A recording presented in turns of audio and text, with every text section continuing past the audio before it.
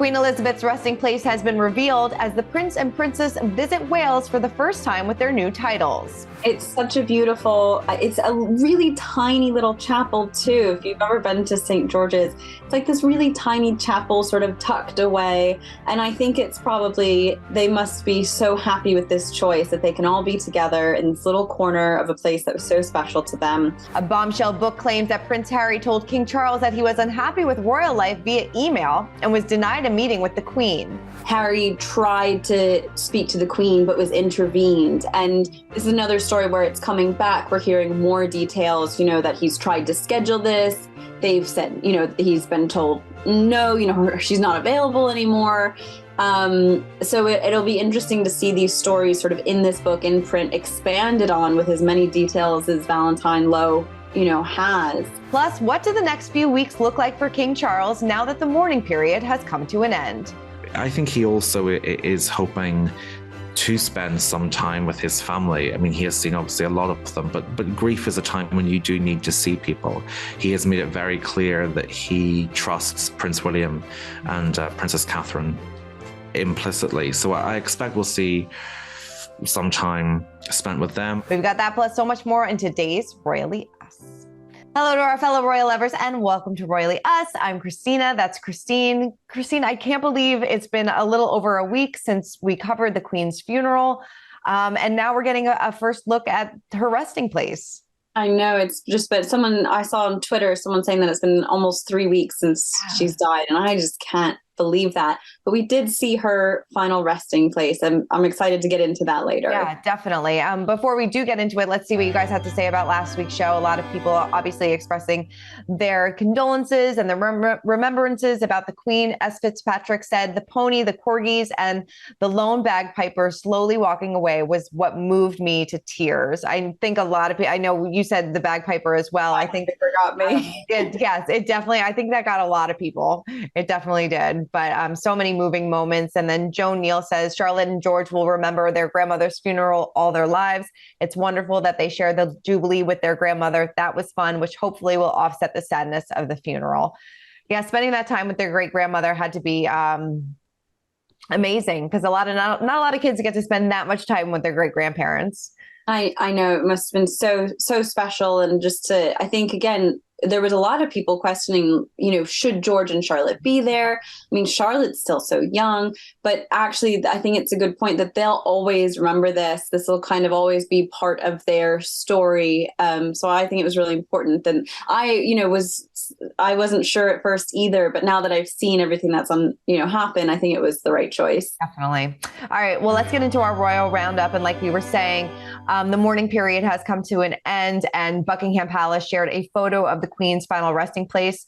Now, this stone is made of a Belgian black marble with brass letter inlays to match the previous ledger, and it now sits within St. George's Chapel in Windsor.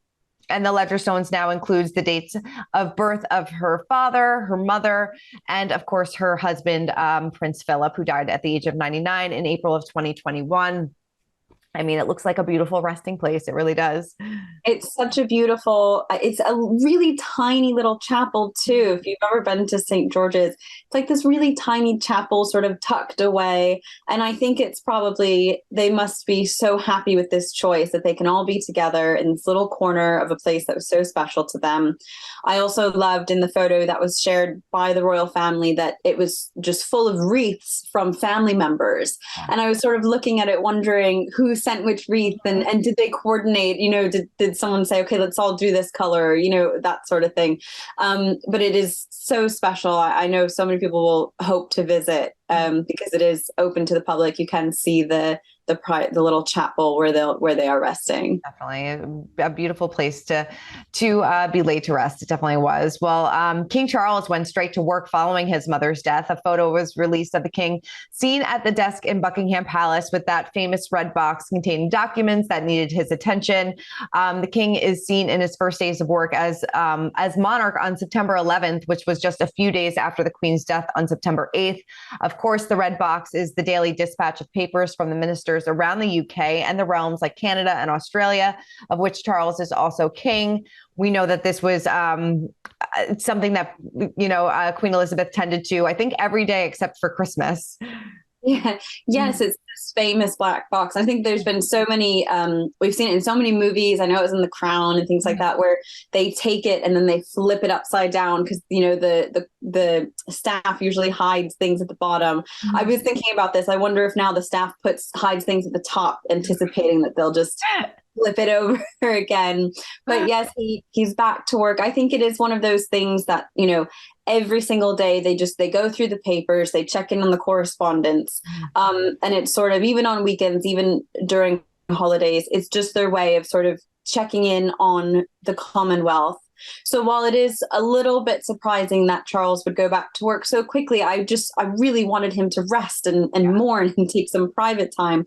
I'm not surprised that he's already taking on this daily responsibility, just of finding out what's going on in the Commonwealth. You know, even just in the few days after the Queen's death, he had so many phone calls and meetings and, you know, correspondence with leaders from all over the Commonwealth. I think it's been so important for him to just establish those relationships early on, you know, right away, to, you know, reintroduce himself, because obviously he's met all these people, but just to, you know, keep those relationships strong. Definitely. And I love, in the photo behind him is a photo of his parents, a black and white photo. So it's nice that, you know, always kind of looking over his shoulder. I think that's great.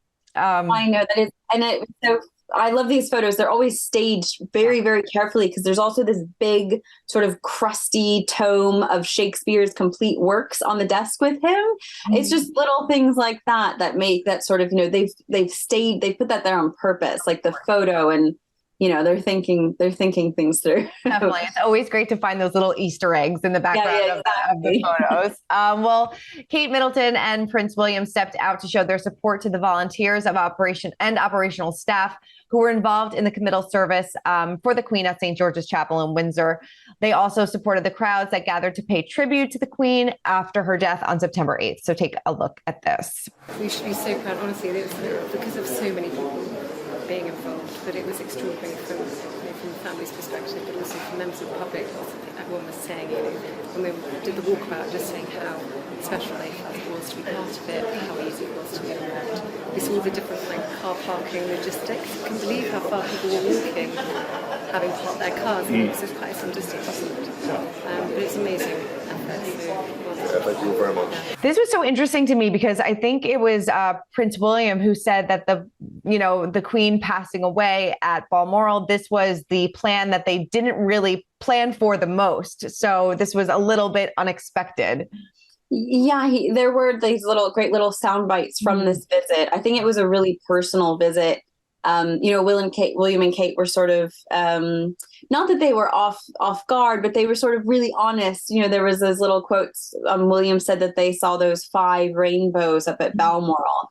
And he says that we never see rainbows, but then there was 5 of them. And these really sweet, you know, little tidbits that they shared at this event. I thought it must have been so great for like the operational staff. I think it was a bit of a surprise. You could see the crowds of people just looked absolutely shocked.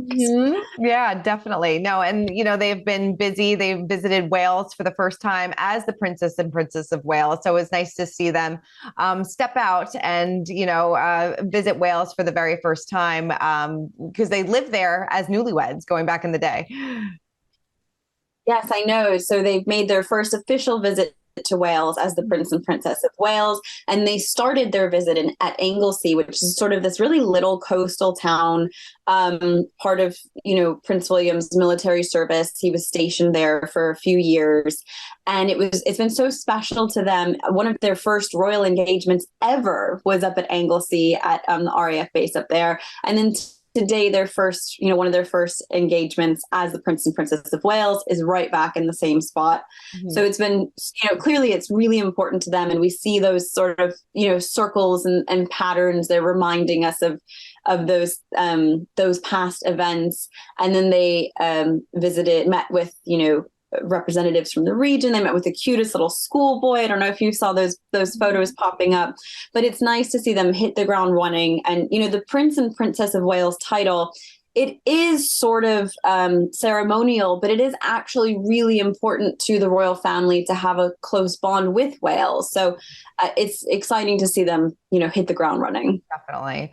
Well, mark your calendars because The Crown is set to return to Netflix on November 5th for its 5th season. I am ready for this. I am excited. I know it's, drama, a little bit exaggerated, but I'm ready for it. I think Dominic West looks like he's going to be a great Prince Charles at the time. But yeah, it seems like this is going to be the entire unraveling of the marriage between Prince Charles and Princess Diana.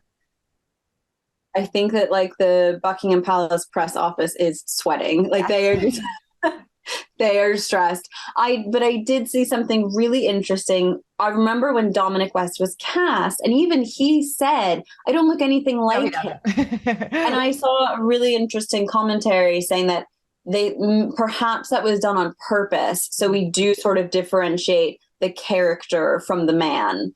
In a sense. And I thought that was an interesting concept because so much of this is fictionalized. I think this next season is where we're really going to see the most fiction, coming out. It'll be so interesting to see, but I just know that everyone at the palace is just stressing. Oh, I'm sure they are sweating. It's going to be interesting.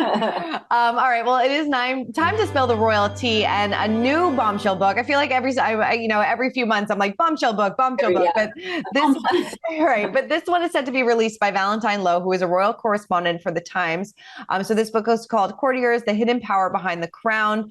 So Valentine Lowe was the first man to report on the allegations of bullying against the Duchess of Sussex from her time as a working royal. And he offered up a gripping account in a series of extracts published in the Times. A lot of interesting tidbits, some things that definitely raised some eyebrows. So what were some of those things for you? Yeah, I think, Valentine Lowe has been a royal correspondent for so long, but he really flies under the radar, I think. And he's really well respected. Yeah. And so when these journalists that are really well respected sort of come out with these books, it really makes you question, what is true and what is hearsay and things like that. I was most surprised by how many airtight sources he seemed to have. There were lots of names, lots of people quoted, things like that. That always really surprises me because a lot of palace staff, they sign NDAs or they don't speak out of respect to the role that they undertook. So for them to speak out is really very surprising, I think. Yeah.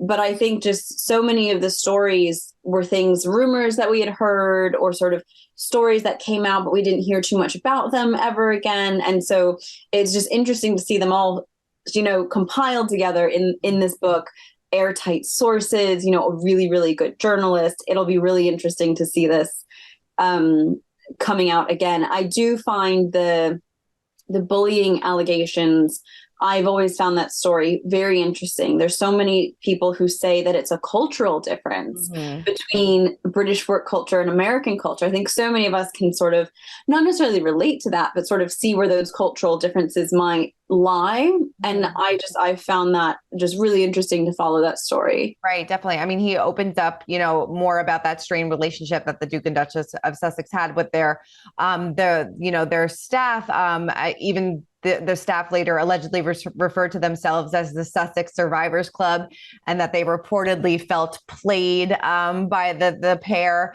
and that they would keep their plans so tightly under wraps that their nanny wouldn't even know where they're going until they were up in the air on their private plane.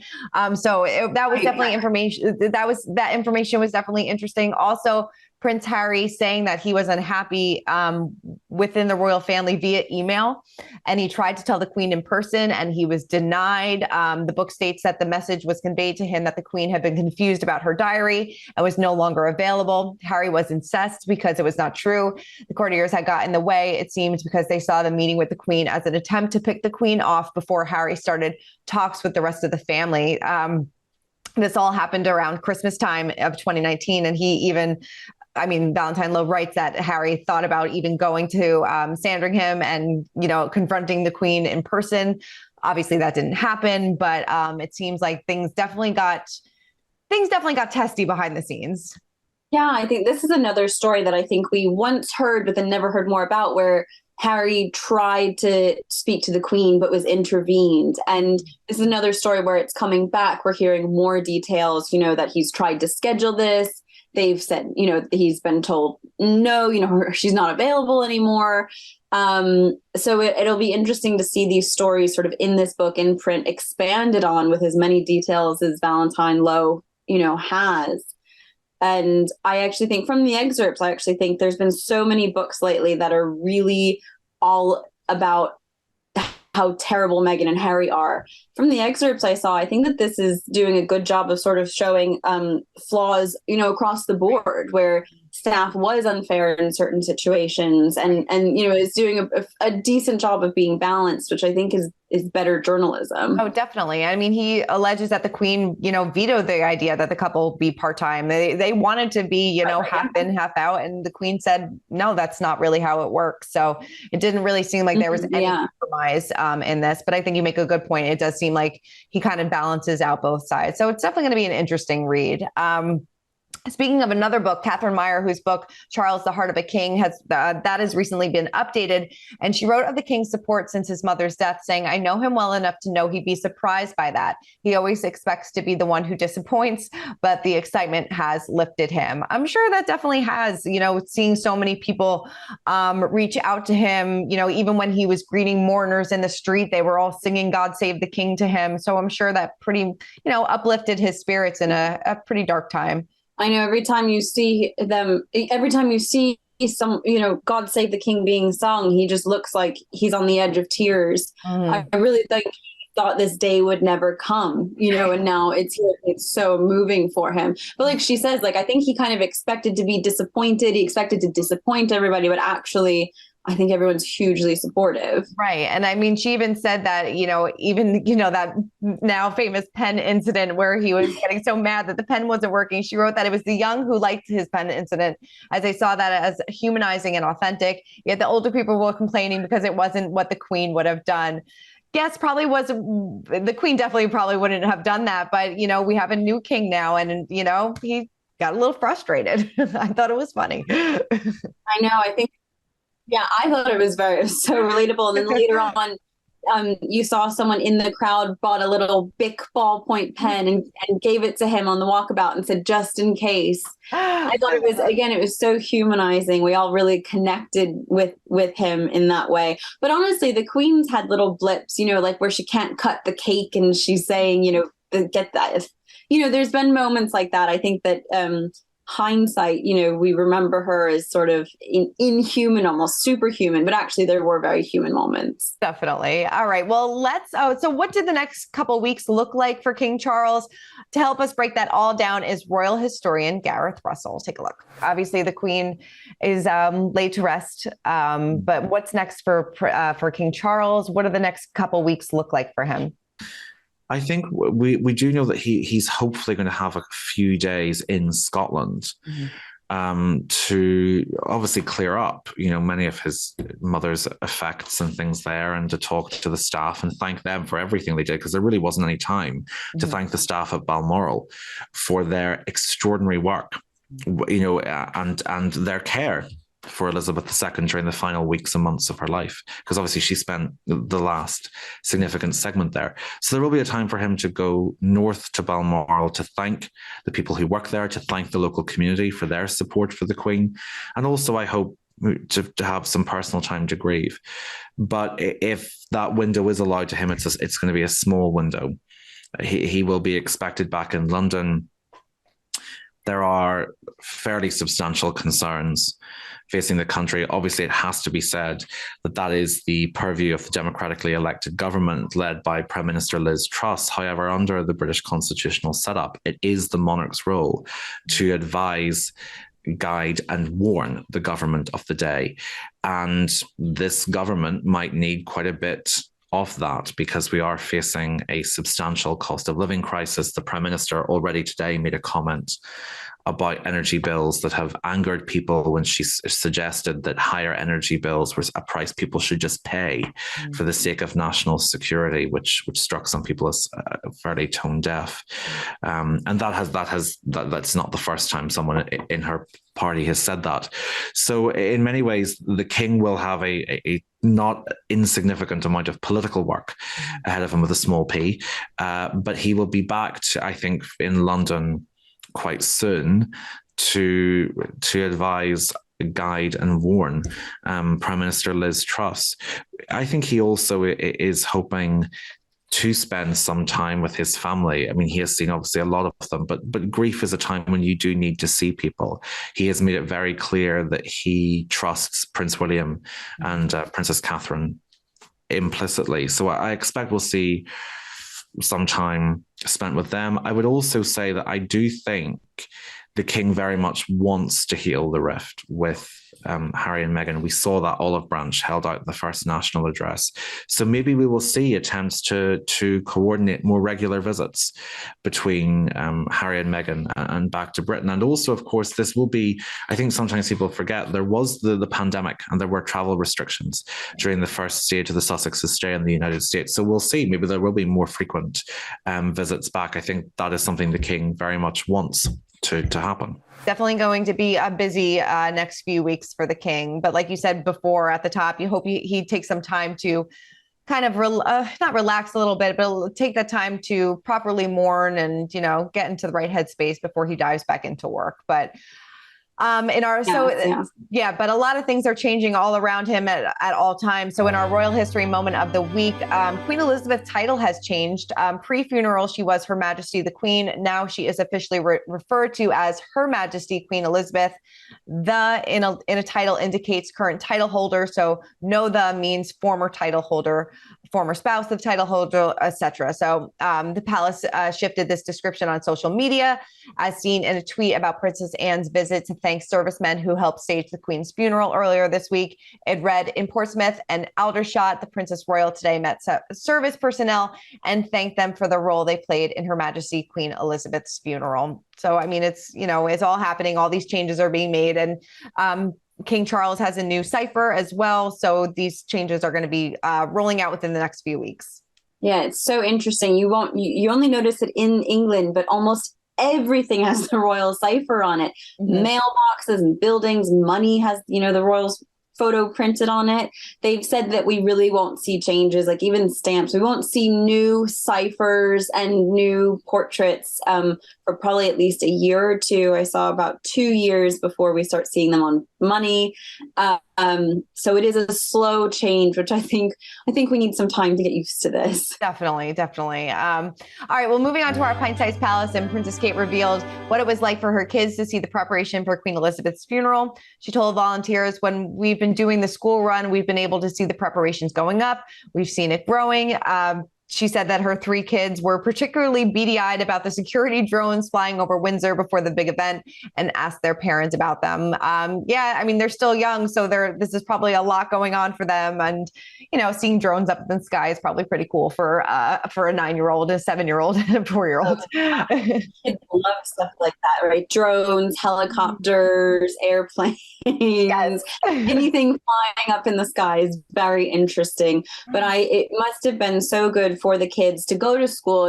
Kate and William, it was really important to them that they were still doing the school run every day, because it must be such a strange time for them. Such a strange time. It really is. Like we said, a lot of changes happening over the next few weeks, months, years, and we're going to be here recapping it all. Christine, thank you so much for running down all things royals with me, as always. Thank you. So much, so many emotional changes, but it's nice to go through them. Definitely. And we love, of course, to hear from you guys. So keep commenting, keep subscribing, and we'll see you guys next week. Bye. For more news, content, and exclusive interviews, make sure to hit the sub, like, and bell button down below and visit usmagazine.com.